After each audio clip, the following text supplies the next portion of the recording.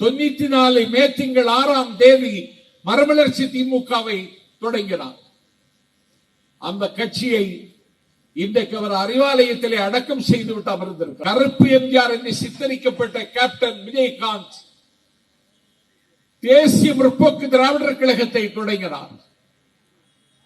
அந்த கட்சியை இன்றைக்கு திமுகவுக்கு குறைந்த வாடகைக்கு விற்றிருக்கிறார் பிரேமலதா விஜயகாந்த். என்னுடைய தமிழ் திரையுலகத்திற்கு ஒரு நாள் உலக அங்கீகாரம் கிடைக்குமானால் வாங்கி தரப்போகிற மகா கலைஞன் என்று நான் நம்பியிருந்த கமலஹாசன் திமுக மீது தீவிர எதிர்ப்பை ஆத்திரத்தை கொட்டி தொலைக்காட்சி பெட்டியை உடைத்து டார்ச் லைட்டை எடுத்துக்கொண்டு புறப்பட்டார். இப்பொழுது டார்ச் லைட்டை அறிவாலயத்தில் தொலைத்துவிட்டு தேடிக்கொண்டிருக்கிறார். ஒரு சில்லறை பயல் சீமான் நாம் தமிழர் கட்சியை தொடக்கிறார். இப்போது மக்களிடம் இருந்து அந்நியமாகி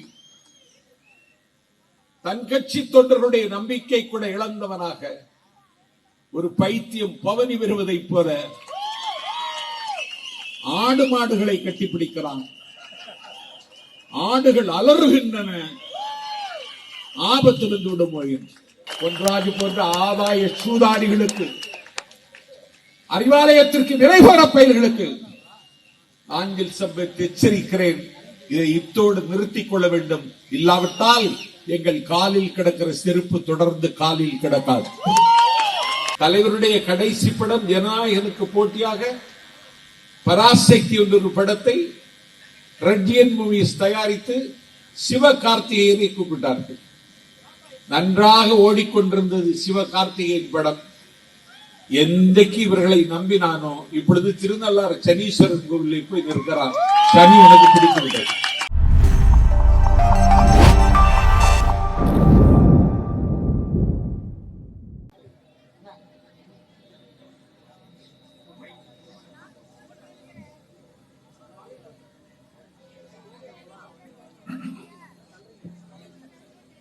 ஏற்பாடு செய்யப்பட்டிருக்கிற மாநாடு நிகர்த்த பொதுக்கூட்டத்தின் மதிப்பிற்குரிய தலைவர்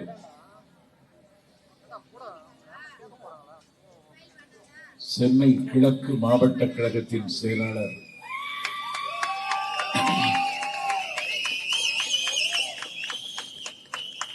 கரும்பு தோற்கிற கனிவோடும் எறும்பு தோற்கிற சுறுசுறுப்போடும் இரும்பு தோற்கிற வலிமையோடும் ஏங்கி வருகிற படைக்கு முந்திரவன் பாலமுருகன் என்பதை நாளும் பறைசாற்றி வருகின்ற வெற்றி திருமகன் என் விழிகளில் நிறைந்தவன் நண்பன் ஜி பாலமுருகன் அவர்களே,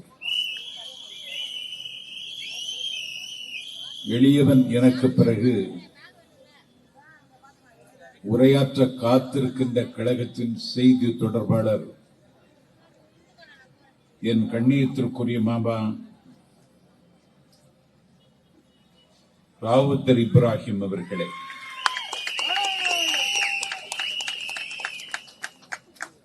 இந்த நிகழ்வில் கலந்து கொண்டிருக்கிற இந்த நிகழ்ச்சிக்கு வெற்றிக்கு வியர்வை பாசனம் செய்திருக்கிற அம்பத்தூர் பகுதி கழகத்தின் செயலாளர் அண்ணன் சண்முகம் அவர்களே, அனிதா குமாரி அவர்களே, முத்து தமிழி நிகழ்ச்சியை தொகுத்து தந்திருக்கிற தங்கை சுருதி அவர்களே,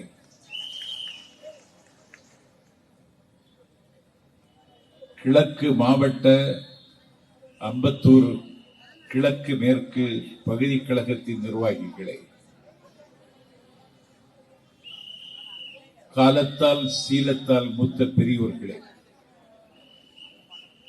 கற்றறிந்த சார்ந்தோர்களே, கட்சிக்கு அப்பாற்பட்ட நடுதலையாளர்களே, பால் நினைந்தூட்டுகிற என் பரிவுள்ள தாய்மார்களே, வரலாற்று மாற்றத்திற்கு அடையாளமாக விளங்குகிற என் வாலிப தம்பிகளே, மாற்றான் தோட்டத்தில் மணக்கு மல்லிகைகளே, ஜனநாயகத்திற்கு உப்பாகவும் சர்க்கரையாகவும் இருக்கின்ற ஏடுகளின் ஊடகங்களின் பெருமைக்குரிய நிருபர்களை, கூட்டத்திற்கு அனுமதியும் பாதுகாப்பும் வழங்கிக் கொண்டிருக்கிற கணியத்திற்குரிய காவல்துறையை சார்ந்த அதிகாரிகளை, எளியவன் எனது பேச்சை அச்சு பிசகாமல் ஒற்றெடுத்து அண்ணன் ஸ்டாலினிடம் ஒப்படைக்க வந்திருக்கிற அரசாங்கத்தின் ஒற்றர்களே, எல்லாவற்றுக்கு மேலாக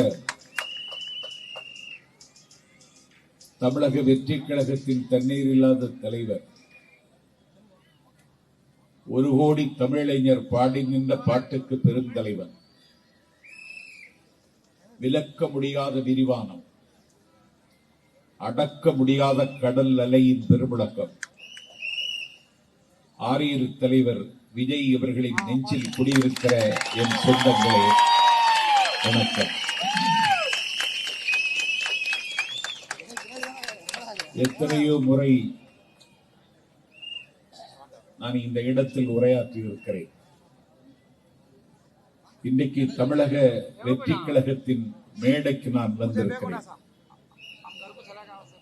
நான் மேடைக்கு வருகிற பொழுது ஒரு மணப்பந்தலுக்கு போகிற மணமகனுடைய பூரிப்போடு நான் மேடை ஏறினேன். நிறுத்தத்தில் வெற்றி பெற்றால் ஆட்டநித்தி, நிதியளித்து வெற்றி பெற்றான் குமணவள்ளல், திருத்தத்தில் வெற்றி பெற்றான் ஒட்டக்கூத்தன், தீர்ப்பெழுதி வெற்றி பெற்றான் கரிகாலன், வருத்தத்தில் வெற்றி பெற்றான் கம்பர், வாழேந்தி வருத்தத்தில் வெற்றி பெற்றார் வள்ளலார், விருத்தத்தில் வெற்றி பெற்றான் கம்பன், வாழேந்தி வெற்றி பெற்றான் சேரலாதன்,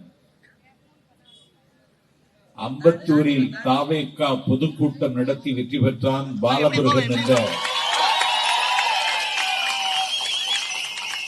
ஒரு புதிய அத்தியாயத்தை பாலமுருகன் இங்கே தொடங்கி வைத்திருக்கிறார். யுத்த காலம் சமீபித்து விட்டது. எதிரிகள் ஆரவாரம் செய்கிறார்கள். ஏப்ரல் திங்கள் 23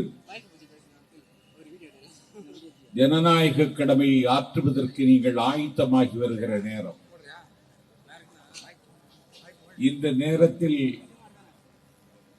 அம்பத்தூரில் பாலமுருகன் தலைமையில் பேசுகின்ற வாய்ப்பை பெற்றமைக்கு நான் மகிழ்ச்சி அடைகிறேன். தமிழ்நாட்டில் தமிழக வெற்றி கழகம் இமாலய வெற்றி பெறுகிற தொகுதிகளில் ஒன்று அம்பத்தூர் என்பது செய்தியாகி வருகிறது. வெல்ல முடியாத பகையை வெல்ல பிறந்தவர்கள் வெற்றி கழகத்தினர் என்பதை நீங்கள் நிரூபிக்க வேண்டிய நேரம் சமீபத்து விட்டது.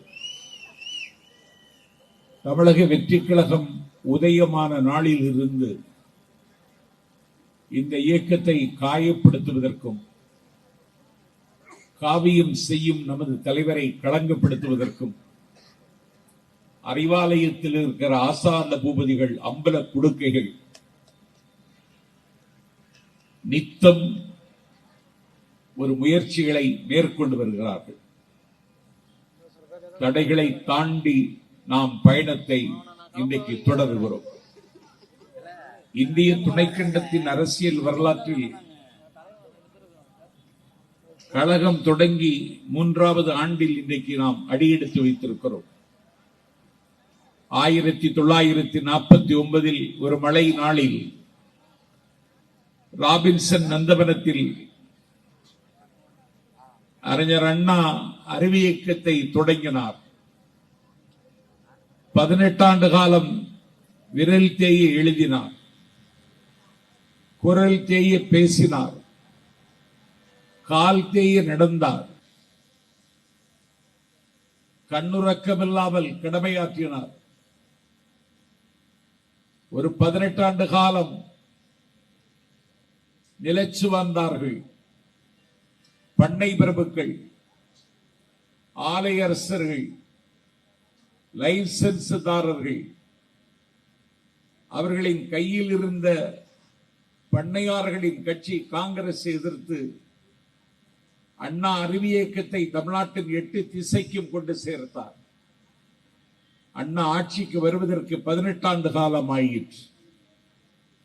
கலைஞர் தன்னுடைய கவிதை தமிழில் சொன்னார், பதுங்கி பாயும் வேங்கையன 18 ஆண்டுகளில் அண்ணா நீ பாராள வந்த கதை பாரேனும் பகிர்ந்ததுண்டா யாரேனும் கேட்டதுண்டா என்றார் கலைஞர். அண்ணா ஆட்சிக்கு வருவதற்கு 18 ஆண்டு காலம் தேவைப்பட்டது. 1972 மக்கள் திலகம் எம்ஜிஆர் அண்ணா திராவிட முன்னேற்ற கழகத்தை தொடங்கி அவர் 77 ஆட்சிக்கு வந்தார் என்றால் எம்ஜிஆருக்கு 5 ஆண்டு காலம் தேவைப்பட்டது. இந்திய அரசியல் வரலாற்றில் ஒரு கட்சியை தொடங்கி 3 ஆண்டில் ஆட்சிக்கு வந்தது என்கிற அதிசய வரலாற்றை எங்கள் தலைவர் விஜய் எழுதப் போகிறார் என்கிற கனத்த நம்பிக்கையில் உங்கள் முன்னால் நிற்கிறேன். வெல்ல முடியாத பகை ஒன்று இருக்க முடியாது. 3 வயது குழந்தை 75 வயது நிரம்பிய திமுகவை எப்படி எதிர்கொள்ள முடியும் என்று கேட்கிறார்கள். எந்த செய்தியாளர்களை சந்தித்தாலும் என்னிடத்தில் கிடுக்கி கேள்விகளை கேட்பது மாதிரி 75 ஆண்டு கால திமுகவை 3 வயது பாப்பா எப்படி எதிர்கொள்ள முடியும் என்று கேட்கிறார்கள். நாஞ்சில் சம்பத் சொல்லுகிறேன், அல்லாமா இக்பால் சொன்னான், சிட்டுக்குருவிகள் வல்லூர்களை வெல்லும் என்றான். வியட்நாம் விடுதலைக்கு வீதியில் நின்று கூவிய வியட்நாம் விடுதலை வீரன் ஹோசிமின் சொன்னான், வெட்டுக்கிளைகள் யானைகளை வீழ்த்தும் என்றான். பைபிளில் ஒரு சின்னஞ்சிறிய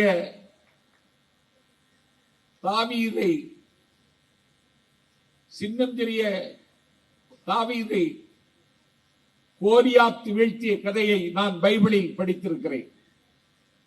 ஆகவே 75 ஆண்டு கால வரலாறு கொண்ட திமுக ஒரு 31 ஆண்டு காலம் ஆட்சி பீடத்தில் இருந்த அண்ணா திமுக 2க்கும் மாற்றாக ஒரு சக்தி இந்த மண்ணில் வர வேண்டும் என்று 35% வாக்காளர்கள் இன்றைக்கு எதிர்பார்க்கிறார்கள். அதனால்தான் 5 ஆண்டுகளுக்கு ஒரு முறை வருகிற தேர்தலில் 65% தாண்டி வாக்குகள் பதிவாவதில்லை. அப்படி என்றால் 35% வாக்காளர்கள் எங்கே போனார்கள்? அவர்களுக்கு திமுகவுக்கு வாக்களிக்கவும் விருப்பமில்லை, அண்ணா திமுகவுக்கு வாக்களிக்கவும் விருப்பமில்லை. மாறி மாறி ஆட்சிக்கு வந்து தமிழ்நாடு இன்றைக்கு நாரி நாரி கிடக்கிறது. நடிகர் தலைவர்கள் எல்லாம் இன்றைக்கு நடிகர்களாகிவிட்ட காரணத்தால் நடிகன் ஒருவன் தலைவனாகிவிட்டான் என்கிற அதிசயம் தமிழ்நாட்டில் இன்றைக்கு நடந்து கொண்டிருக்கிறது. அதிமுகவுக்கும் திமுகவுக்கும் மாற்றாக ஒரு சக்தி வர வேண்டும் என்று சொன்ன பொழுது நான் கனவுகள் காணுகிற கால்சட்டை பருவத்தில் என்னை ஆட்கொண்ட தலைவர் அண்ணன் வைகோ அவர்கள் 994 மே திங்கள் 6ஆம் தேதி மறுமலர்ச்சி திமுகவை தொடங்கினார். அந்த கட்சியை இன்றைக்கு அவர் அறிவாலயத்திலே அடக்கம் செய்துவிட்டு அமர்ந்திருக்கிறார். அந்த கட்சிக்கு மாற்றாக ஒரு கட்சி வேண்டும் என்று தமிழ்நாட்டு மக்கள் காத்திருந்த பொழுது ஈழத்து சொந்தங்களின்பால் ஈரம் கொண்டவன், வறியவர்களுக்கு வாரி வழங்குகிறவன், கருப்பு எம்ஜிஆர் என்று சித்தரிக்கப்பட்ட கேப்டன் விஜயகாந்த் தேசிய முற்போக்கு திராவிடர் கழகத்தை தொடங்கினார். அந்த கட்சியை இன்றைக்கு திமுகவுக்கு குறைந்த வாடகைக்கு விற்றிருக்கிறார் பிரேமலதா விஜயகாந்த். அந்த இடத்தை இட்டு திறப்பதற்கு வந்ததுதான் தமிழ் மாநில காங்கிரஸ். 6000 ஏக்கருக்கு அதிபதி, 102 அணிசாரா நாடுகளுக்கு தலைமை வகித்த இந்திராவின் அம்பாசிடர், இந்திய துணைக்கண்டத்தில் காங்கிரஸ் கட்சியில் எங்கெல்லாம் குழு மனப்பான்மை கொடிகட்டி பிறக்கிறதோ சமாதானத்தை செறிவிக்க இந்திராவால் அனுப்பப்படுகிற தூதுவர் கபில்சலம் கருப்பையா மூப்பனார் தமிழ் மாநில காங்கிரஸை தொடங்கினார். அந்த கட்சி இன்றைக்கு ஒரு வகுப்புவாத கட்சியோடு கைகார்த்துக் கொண்டு மேல் மூச்சு கீழ் மூச்சு விட்டுக் கொண்டிருக்கிறது. எப்போது என்னுடைய உயிர் பிரியும் என்று என்னாலே அனுமானிக்க முடியவில்லை. அந்த இடத்தை இட்டு நிரப்பத்தான் உலக நாயகன் கமலஹாசன். என்னுடைய தமிழ் திரையுலகத்திற்கு ஒரு நாள் உலக அங்கீகாரம் கிடைக்குமானால் வாங்கி தரப்போகிற மகா கலைஞன் என்று நான் நம்பியிருந்த கமலஹாசன் திமுக மீது தீவிர எதிர்ப்பை ஆத்திரத்தை கொட்டி தொலைக்காட்சி பெட்டியை உடைத்து டார்ச் லைட்டை எடுத்துக்கொண்டு புறப்பட்டார். இப்பொழுது டார்ச் லைட்டை அறிவாலயத்தில் தொலைத்துவிட்டு தேடிக்கொண்டிருக்கிறார். அந்த இடத்தை இட்டு நிரப்பத்தான் ஒரு சில்லறை பயல் சீமான் நாம் தமிழர் கட்சியை துடைக்கிறார். இப்போது மக்களிடம் இருந்து அந்நியமாகி தன் கட்சி தொண்டர்களுடைய நம்பிக்கை கூட இழந்தவனாக ஒரு பைத்தியம் பவனி வருவதைப் போல ஆடு மாடுகளை கட்டிப்பிடிக்கிறான். ஆடுகள் அலறுகின்றன, ஆபத்து வந்து விடும். எல்லா தலைவர்களும் தோற்றார்கள், தொலைந்தார்கள். அதிமுகவை திமுகவையும் களத்தில் எதிர்கொள்ள முடியாது என்று பயணம் தொடங்கியவர்களுடைய பயணம் பாதியில் முடிந்தது. அந்த பயணத்தை தொடர்வதற்கு ஒருவன் வரமாட்டானா? எங்கள் இருண்டு கிடக்கிற வானம் விடியாதா? காலத்தை வெல்லுகிற ஒரு தலைவன் தமிழ் நிலத்தில் பூபாலம் பாடிக்கொண்டு புறப்பட மாட்டானா என்று வானம் இருண்டதடா, வல்லிருட்டு சூழ்ந்ததடா, மான தமிழரினம் மங்கி கருத்ததடா, ஈரம் கலந்ததடா, இழிவு மிகுந்த இனம் இழிவு மிகுந்ததடா, சேனை அமைத்த இனம் செங்கோல் இழந்ததடா. அந்த இடத்தை எட்டிப்பிடிக்க ஒரு தலைவன் வரமாட்டாரா என்று தமிழ்நாட்டு மக்கள் தவம் இருந்த பொழுது இதோ வர்றேன் விஜய் வர்றேன் என்று தமிழக வெற்றி கழகத்தை தொடங்கிறார். ஒரு 39 ஆண்டு காலம் கிழக்கிலும் மேற்கிலும் தெற்கிலும் வடக்கிலும் திருத்தணி மலையின் எல்லையிலிருந்து தென் திசை குமரி வரை ஒரு வானம்பாடியை போல பயணம் செய்த நாஞ்சில் சம்பத் அம்பத்தூரில் அறிவிக்கிறேன், என் தலைவன் விஜய் அவர்களுக்கு கிடைத்த இளைஞர்கள் உலகத்தில் எந்த தலைவருக்கும் கிடைக்கவில்லை. இரண்டாவது உலக மகா யுத்தத்தில் நாஜிப்படைகளினுடைய நாச தாக்குதலை எதிர்கொண்ட இங்கிலாந்தின் சிங்கம் வின்ஸ்டன் சர்ச்சிலுக்கு கிடைக்காத இளைஞர்கள். இத்தாலி தேசத்தினுடைய விடுதலை போராட்டத்தில் களம் கண்ட மாவீரன் கரிபால்டிக்கு கிடைக்காத இளைஞர்கள். Feed the military man, capture the nation என மூறி முழங்கி வாளாலே உலகத்தின் முக்கால் பகுதியை தன் காலடிக்குள்ளே கொண்டு வந்தானே மாசிடோனிய மாமன்னன் அலெக்சாண்டருக்கு கிடைக்காத இளைஞர்கள். கொள்ளை கொடிவிரிக்க வந்த வெள்ளை ஏகாதிபத்தியத்தை எதிர்த்து பக்கிரி வேஷம் போட்ட எங்கள் மகாத்மாவுக்கு கிடைக்காத இளைஞர்கள். வேளை வரும், வெற்றி விரைந்து வரும், அது நாளை வரும் என்று நம்பி நாக்கினாலே மாற்றத்தை உருவாக்கிய மறுமலர்ச்சி தூதுவன் அறிஞர் அண்ணாவிற்கு கிடைக்காத இளைஞர்கள். தங்கத்தில் முகமெடுத்து சந்தனத்தில் உடல் எடுத்து வந்த சரித்திர தலைவன் மக்கள் திலகம் எம்ஜிஆருக்கு கிடைக்காத இளைஞர்கள் எங்கள் தலைவர் விஜய் இன்றைக்கு கிடைத்திருக்கிறார்.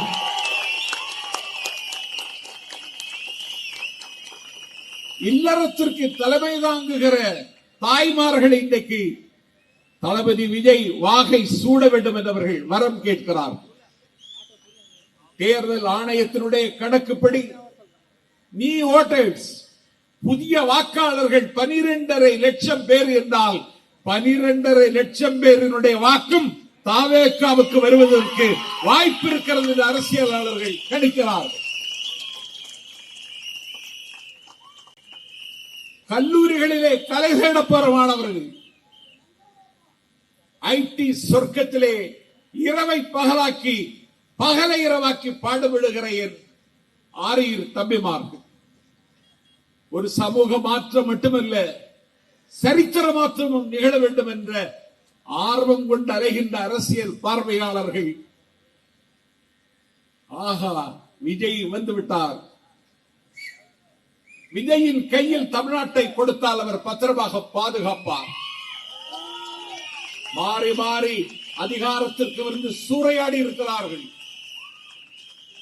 அமைச்சரவையில் இருக்கிற ஒரு அமைச்சர் பழனிவேல் தியாகராஜன் ஒரு சூரியோதயத்தில் சொல்லுகிறார், தமிழ்நாட்டில் திராவிட மாப்பிள்ளைக்கும் திராவிட மகனுக்கும் கடல் கடந்த நாட்டில் 30 லட்சம் கோடி சொத்து இருக்கிறது என்று அறிவித்தவன் நாஞ்சில் சம்பத் அல்ல, அமைச்சரவையில் இருக்கிற அமைச்சர் பழனிவேல் தியாகராஜன்.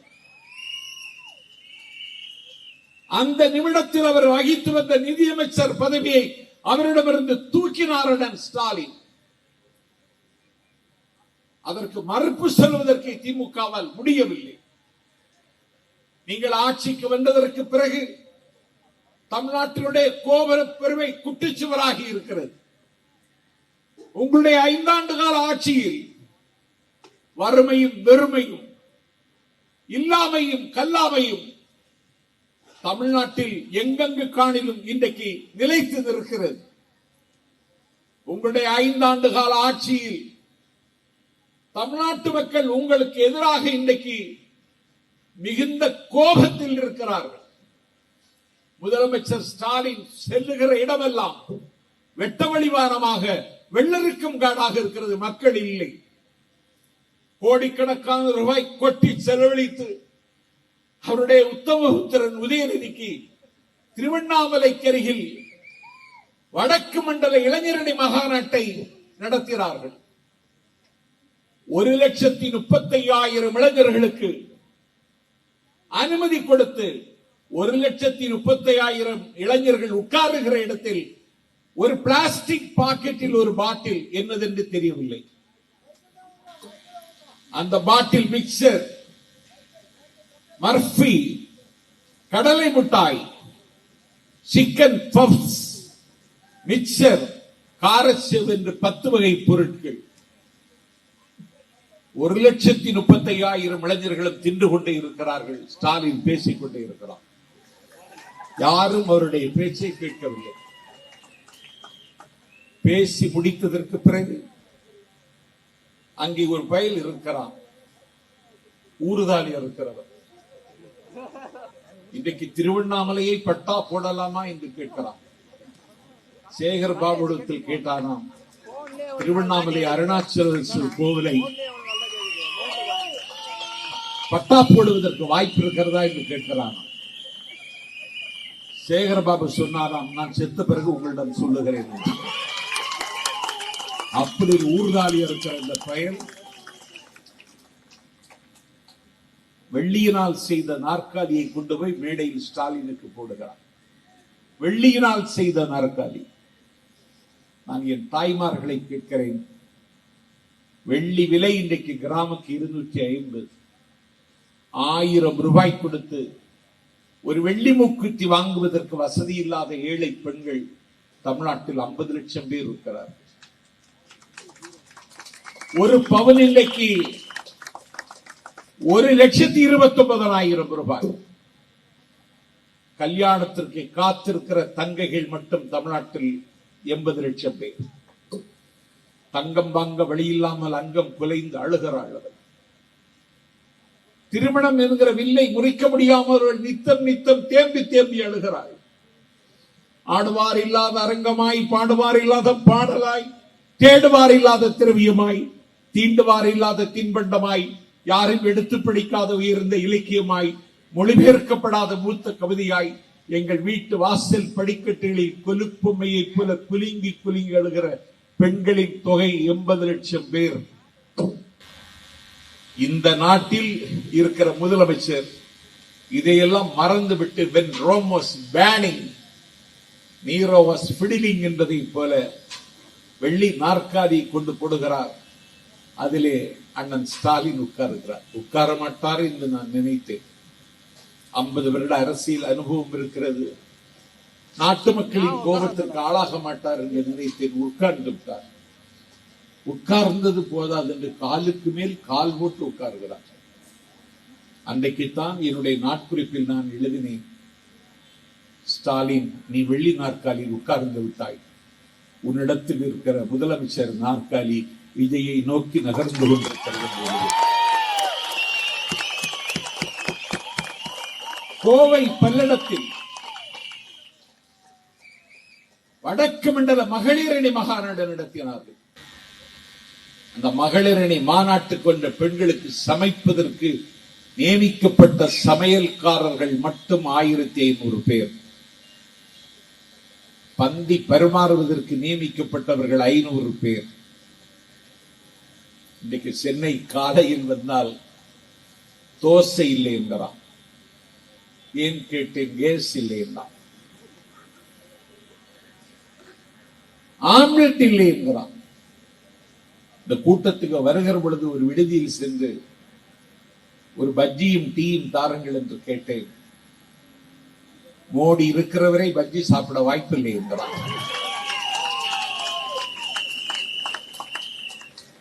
ஆனால் ஒரு மகளிரை மாநாட்டுக்கு 1500 சமையல்காரர்கள், 500 பேர் பரிமாறுகிறவர்கள் என்று ஒரு ஆடம்பர கூத்தை இன்றைக்கு அவர்கள் நடத்தி கொண்டிருக்கிறார்கள். எத்தனை நாளைக்கு? கரை சேர முடியாத மக்களை பற்றி நீங்கள் கவலைப்பட்டதுண்டா? பட்டம் என்கிற பிச்சை பாத்திரத்தை வாங்கி வைத்துக் கொண்டு சிகரெட்டு புகைந்தெறிய கீழ்வானம் சிவந்தெறிய பொழுது விடியுமா என்று சிவப்பாக சிந்திக்கிற என் தம்பிகளை பற்றி நீங்கள் கவலைப்பட்டதுண்டா? சுங்குவார் சத்திரத்தில் தனியார் கல்லூரியில் எங்கள் தலைவர் பேசுகிற பொழுது சொன்னார், வீட்டுக்கு ஒருவனு இளைஞனுக்கு வேலை உத்தரவாதம் என்று அறிவித்தார். குடும்பத்திலே வருமானம் ஈட்டக்கூடிய ஒரு நபர் அவசியம் இருக்க வேண்டும் என்றார். இடம் விட்டு இடம் பெயர்வதற்கு ஒவ்வொரு குடும்பத்திற்கும் ஒரு இருசக்கர வாகனத்திற்கு நான் ஆட்சிக்கு வந்தால் உத்தரவாதம் என்றார். இன்றைக்கு பாலியல் வன்கொடுமைகள், பாலியல் பலாத்காரங்கள், பாலியல் வன்புணர்வுகள் அங்கிங்கனாதபடி எங்கும் சென்று எங்கும் இன்னைக்கு நடந்து கொண்டிருக்கிறது. என் பெருமைக்குரியவர்களே, இந்த பாலியல் கொடுமையை செய்வதில் பாதி பேர் திமுக காரர். திருவள்ளூரில் நகராட்சி தலைவர், கவுன்சிலர், இந்த விழிப்புணர்வு வேற எந்த கட்சியும் இல்லை. விமானத்தில் பறக்கிற பெண்ணிடம், விமானத்தில் பயணத்தின் போது பணிப்பெண்ணிடம் பாலியல் சீண்டல் செய்வதற்கு எத்தனைக்கிறான். தரையில் தான் அட்டகாசம் தாங்க முடியவில்லை என்றால் அயோக்கிய நாய்கள் ஆகாயத்திலும் அட்டகாசம் செய்கிறார். குளிர் பள்ளி கொண்டு கிடக்கிற ஓசூரின் 2.5 வயது பெண் குழந்தையை பாலியல் பலாத்காரம் செய்து கொல்கிறான் 40 வயது திமுக இளைஞரணி அமைப்பாளர். இது தொடருகிறது. இதற்கு முற்றுப்புள்ளி என்ன? எங்கள் தலைவர் மகளிர் சிறப்பு தின கொண்டாட்டத்தில் சொன்னார், தமிழ்நாடு முழுவதும் ராணி வேலு நாச்சியார் படை ஒன்று உருவாக்கப்பட்டு சீருடை அணியாத அந்த பெண்கள் கண்காணிப்பார்கள், கட்டுப்படுத்துவார்கள் என்று அறிவித்தார். இன்றைக்கு பெண்கள் மீதான புகார்களை விசாரிக்கிற நீதிமன்றங்களில் பெண்களுக்கு நியாயம் கிடைக்கவில்லை, பெண்களுக்கு நீதியும் கிடைக்கவில்லை. எங்கள் தலைவர் சொன்னார், அஞ்சலை அம்மாள் பெயரால் ஃபாஸ்ட் ட்ராக் கோர்ட், விரைவு நீதிமன்றங்கள் அமைத்து உடனடியாக தீர்ப்பு வழங்கப்படும் என்று சொன்னார். எங்கள் தலைவருடைய ஒவ்வொரு வாக்குறுதியையும் நடைமுறைப்படுத்துவதற்கான திட்டத்தை வகுத்துக் கொண்டதற்கு தான் அறிவித்திருக்கிறார். இப்பொழுது எடப்பாடி பழனிசாமி வீட்டுக்கு ஒரு ஃப்ரிட்ஜ்ங்கிறான். பக்கத்தில் இருந்த ஒருவன் கேட்டானா, வீட்டுக்கு ஒரு ஃப்ரிட்ஜ் கொடுக்கிறது சாத்தியமான்னு. அது தேர்தல் முடிஞ்ச பிறகு ஜெயிச்சா நான் ஃப்ரிட்ஜ்னு சொல்லல, பிரிஞ்சு சாதம்னு சொன்னேன்னு சொல்லி மாத்திடலாங்கிறாங்க. நடைமுறைக்கு உகந்ததை எங்கள் தலைவர் சொல்லுகிறார். இப்ப எங்க மேல ஆத்திரம். ஒவ்வொரு ஆளையா ஏவி விடுறான். இன்னைக்கு சயின்டிஸ்ட் என்று தன்னை சொல்லிக் கொள்கிற ஒரு அதிபேதாரி, அவனுடைய பேர் பொன்ராஜ்.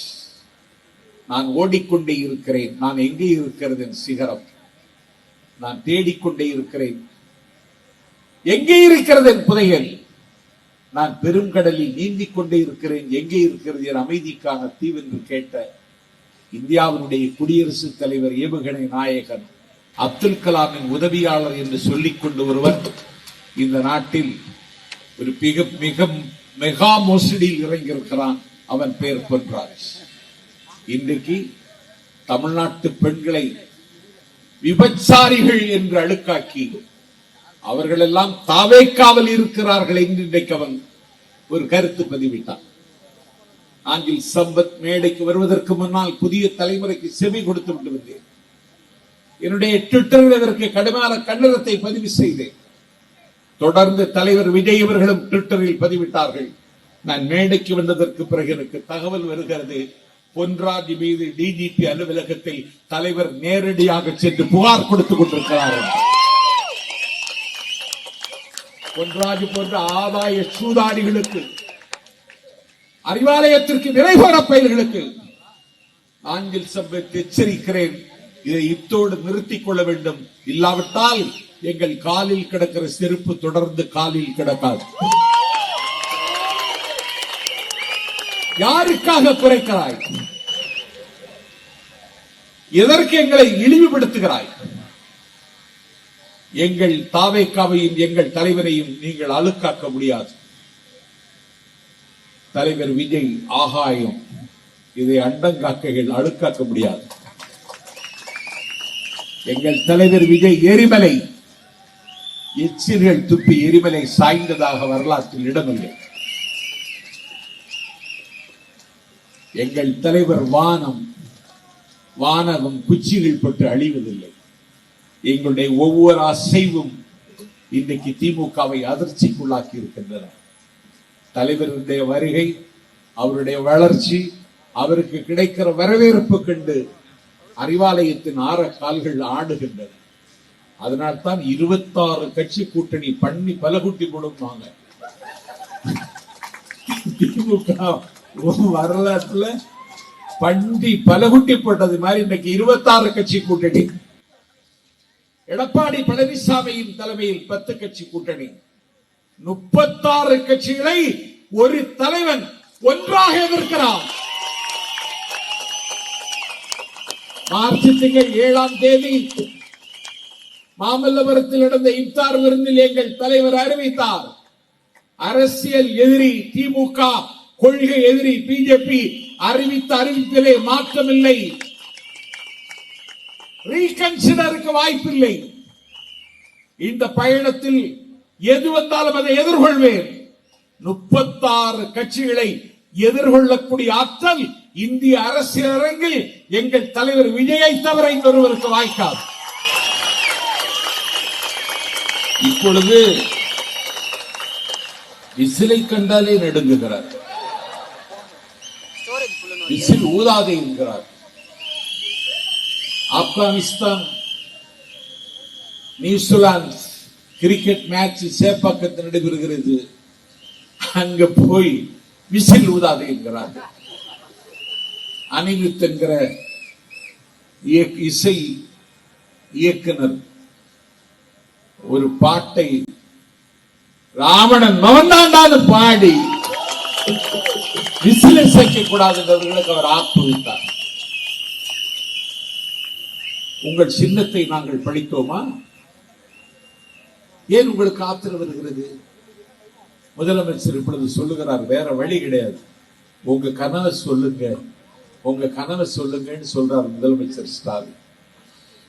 அவர் காலையில் அடையாற்றில் நடைபயிற்சி வருகிற பொழுது ஒருவரிடத்தில் கேட்டார், உங்கள் கனவை சொல்லுங்கள்.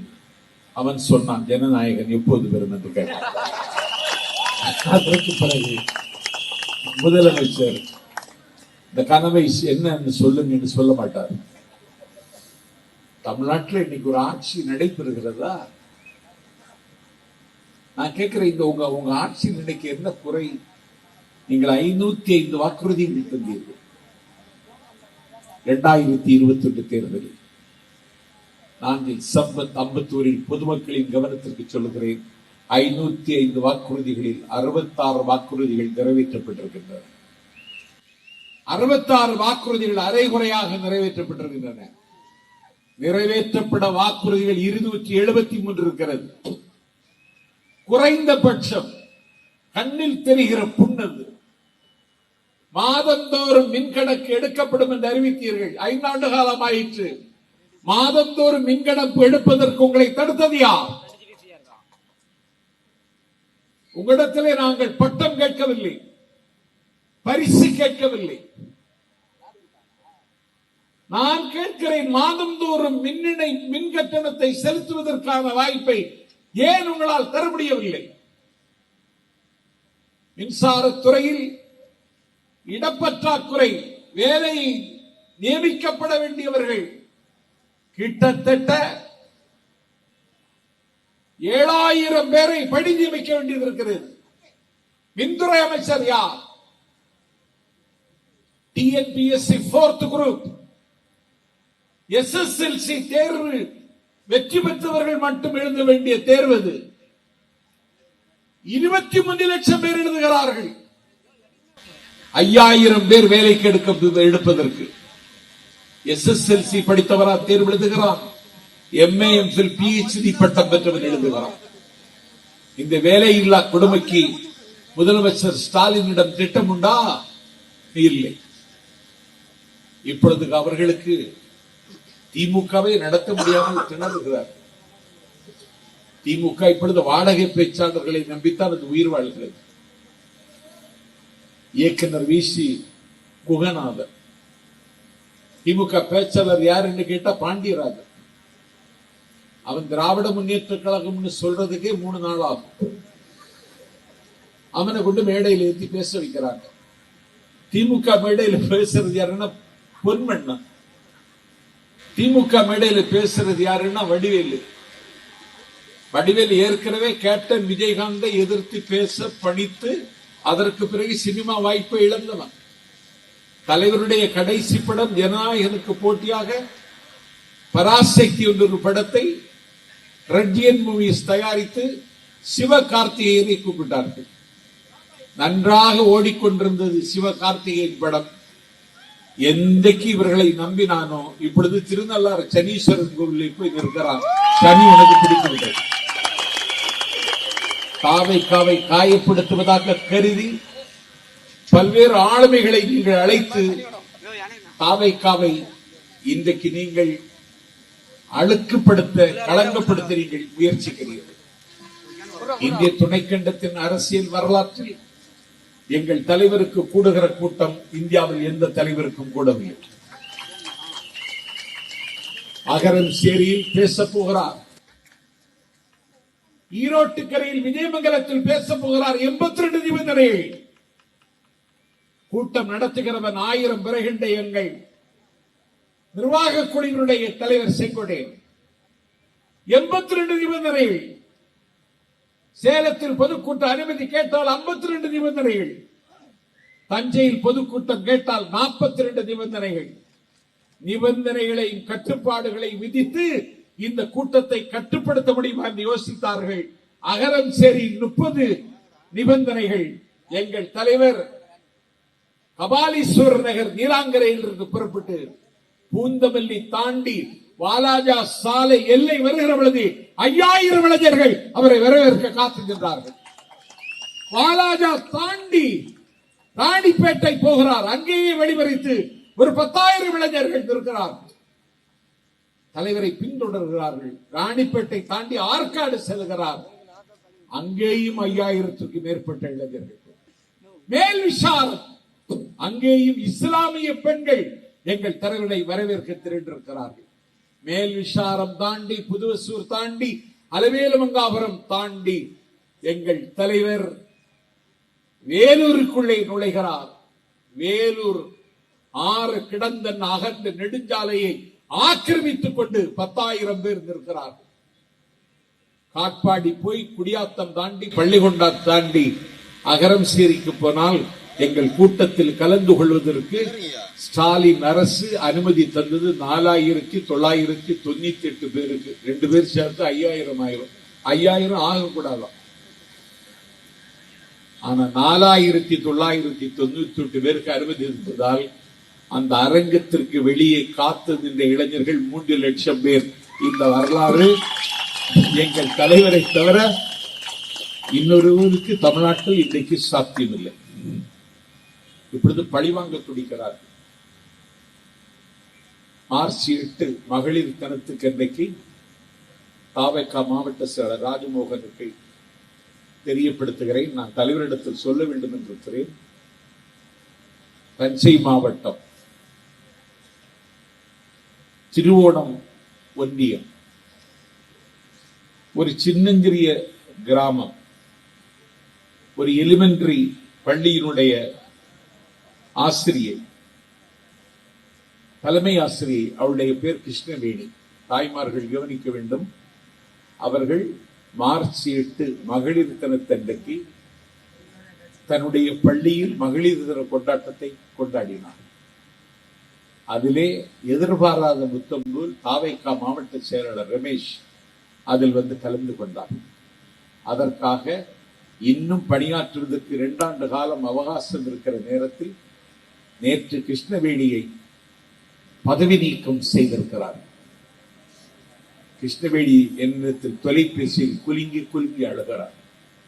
எனக்கும் அரசியலுக்கும் தொடர்பில்லை. நான் எந்த அரசியல் கட்சியிலும் அங்கம் வகிக்கவில்லை. தாவேகா மாவட்ட செயலாளர் ரமேஷ் என்பது எனக்கு முன்னும் பின்னும் தெரியாது. எல்லோருக்கும் அழைப்பு கொடுக்க சொன்னேன். விழா நடந்தது, ரமேஷ் வந்தார். அதற்காக இன்றைக்கு என்னை பதவியில் இருந்து தூக்கிவிட்டார்கள் என்று கிருஷ்ணவேணியின் இடத்தில் குலுங்கி குலுங்கி அழுதார். வழக்கு கொடுக்க சொன்னேன். மதுரை உயர் நீதிமன்றத்தில் வழக்கு கொடுத்திருக்கிறார். ஸ்டே ஆர்டர் கேட்கிறார். இதை எப்படியாவது தலைவரிடத்தில் சொல்ல முடியுமா என்று என்னிடத்தில் கேட்டார். தலைவரின் கவனத்திற்கு நான் கொண்டு போகிறேன் என்று சொன்னேன். அந்த பள்ளி இருக்கிற இடம் சங்கரநாதர் குடிக்காடு, திருவோணம் ஒன்றியம். தாவேகாவை ஆதரிக்காமலேயே தாவேகாவுக்கு ஆதரவாக இருப்பார் என்று சொல்லி ஒரு ஹெட் மாஸ்டரை பதவி நீக்கம் செய்கிறார். அப்படி என்றால் மாநாடு நிகழ்த்த பொதுக்கூட்டங்களில் பேசுகிற நாஞ்சில் சம்பத் என்கிற எனக்கு எவ்வளவு பெரிய ஆபத்து காத்திருக்கிறது எண்ணினால் எனக்கு நெஞ்சில் நிலநடுக்கம் ஏற்படுகிறது. நான் ஒன்றை சொல்லுகிறேன், அண்ணன் ஸ்டாலினுக்கு, நீ 1000 இடிகொண்டு எறிந்தாலும் விஜயின் பெயரை உச்சரித்துக் கொண்டு நான் புறப்பட்டு போய்கொண்டே இருப்பேன். உன்னுடைய ஆட்சியை அப்புறப்படுத்துவதற்கான முடிவில்லாத போரில் எளியவன் என்னுடைய பங்களிப்பு அதிகமாக இருக்கும் என்று நான் தலைவருக்கு வாக்குறுதி கொடுத்திருக்கிறேன். லட்சக்கணக்கான மக்களை சந்திக்க போகிறேன். இந்த மகத்தான குருஷேத்திரத்தில் நான் வாக்காளர்களுக்கு சொல்லுகிறேன், எங்கள் வேட்பாளர்களிடத்திலே வசதி உள்ளவர்கள் இல்லை. ராணிப்பேட்டைக்கு போனேன். மாவட்ட செயலர் யார் என்று கேட்டேன். நான் தான் என்று சொன்னார். என்ன செய்கிறேன் என்று கேட்டேன். பூக்கடை வைத்திருக்கிறேன் என்றார். பூக்கடை வைத்து போண்டா கூட வாங்கி கேட்க முடியாதுன்னு நான் பேசிட்டு வந்துட்டேன்.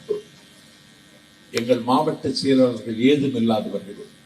ஆனால் விஜயின் திருநாமத்தை இறைவனுடைய திருநாமமாக உச்சரித்து உயிர் வாழ்கிறவர்கள், ஒரு சாதக பறவைகள். இந்த கட்சியை எளிதில் சிதைத்து விடலாம் என்றவர் திட்டமிடுகிறார். அண்ணன் ஸ்டாலினுக்கு சொல்லுகிறேன், நாங்கள் ஏதுமற்றவர்கள் தான். நீங்கள் 10,000 கோடி குவித்து வைத்திருக்கிறீர்கள். நிதியமைச்சருடைய PA கையிலே 400 கோடி இருக்கிறது. PA தர்பா என்று ஜூனியர் விகடனில் ஒரு கட்டுரை வந்தது. கூட்டுறவுத்துறை அமைச்சருடைய PA சரவனிடத்திலே 100 கோடி ரூபாய் இருக்கிறது. தகவல் வருகிறது. மந்திரிகளுக்கு எடுபடி வேலை பார்க்கிற பயல்களே கோடிகளுக்கு அதிபதியாக இருக்கிறார்கள். நாட்டு மக்கள் வறுமையிலும் துயரத்திலும் வாடுகிறார்கள். ஆனால் இந்த ஆட்சி இன்றைக்கு தவறான திசையை நோக்கி நகர்ந்து கொண்டிருக்கிறது. ஏதோ பிஜேபியை எதிர்ப்பது மாதிரி ஒரு நாடகம் போடுகிறார்கள். எங்கள் தலைவர் தான் விக்கிரவாண்டி பொதுக்கூட்டத்தில் சொன்னார், பிஜேபிக்கும் திமுகவுக்கும் கள்ள உறவென்று மௌனத்தை கலைத்தார் எங்கள் தலைவர். உறவு இல்லையா? நாங்கள் கேட்கிறேன், பிஜேபிக்கு எதிராக எடுத்த நடவடிக்கை என்ன?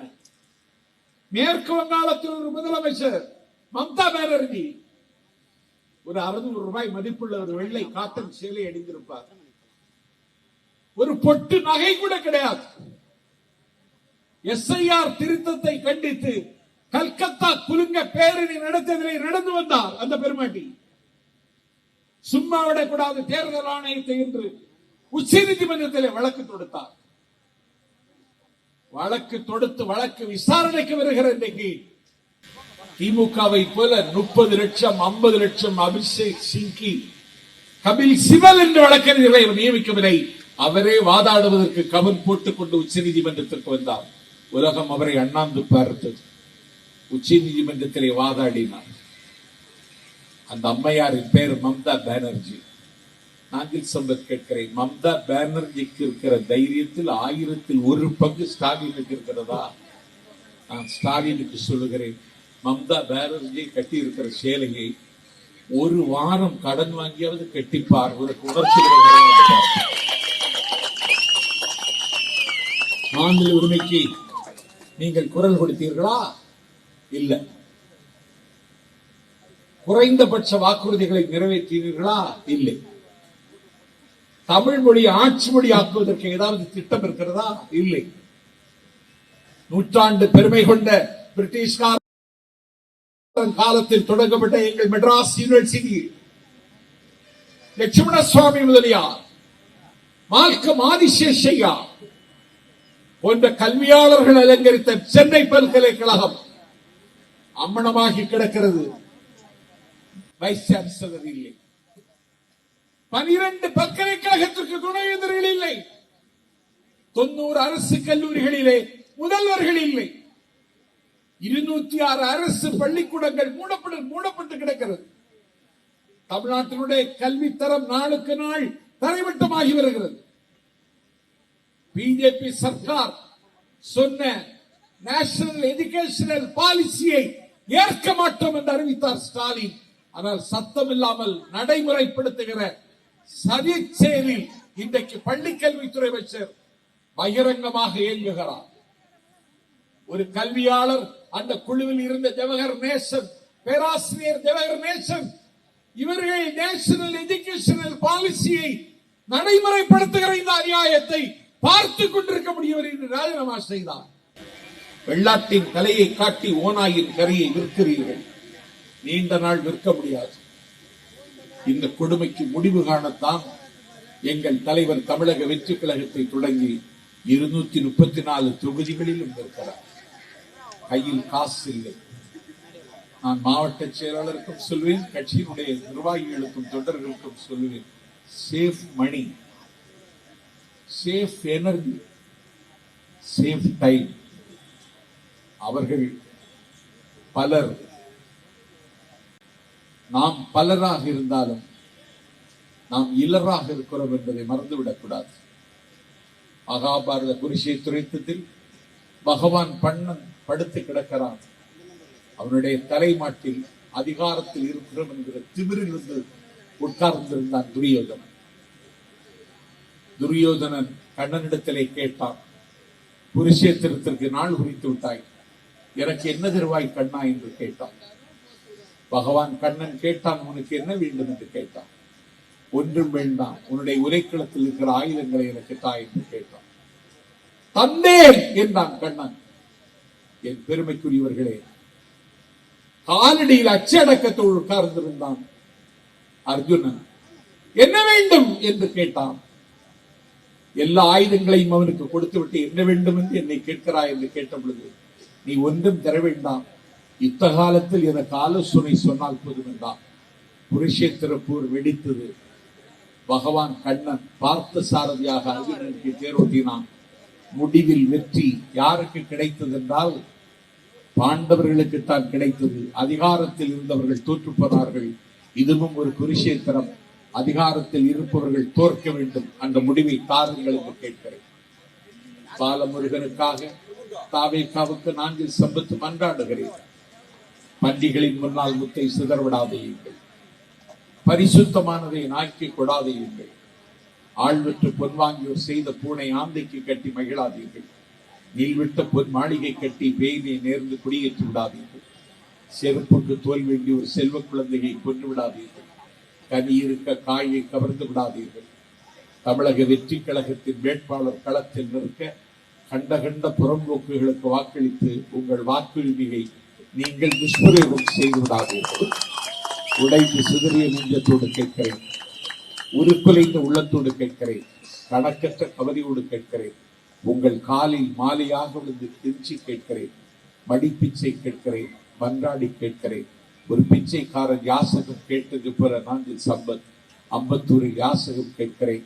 கானப்பறவையின் கலகலவின் ஓசை விட, ஆலயமணியின் ஓசை விட, கடல் ஆரவாரம் செய்கிற கடல் அலையின் ஓசை விட உன்னதமான ஓசை விசில் ஓசை என்பதை நிரூபிக்கிறவரை வாக்களியுங்கள். விசில் சின்னத்திற்கு வாய்ப்படியுங்கள். தமிழக வெற்றி கழகத்திற்கு என்று கேட்டு விருப்பமில்லாமல் விடைபெறுகிறேன்.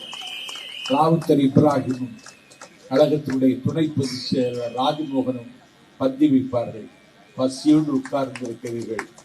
பந்தி பரமாறப்படுகிறது. கேட்டுவிட்டு செல்ல வேண்டும் என்று கேட்டு விருப்பமில்லாமல் விடைபெறுகிறேன். வெற்றி விழாவில் சந்திக்கிறேன். விடிய விடிய பேசுகிறேன். நன்றி, வணக்கம்.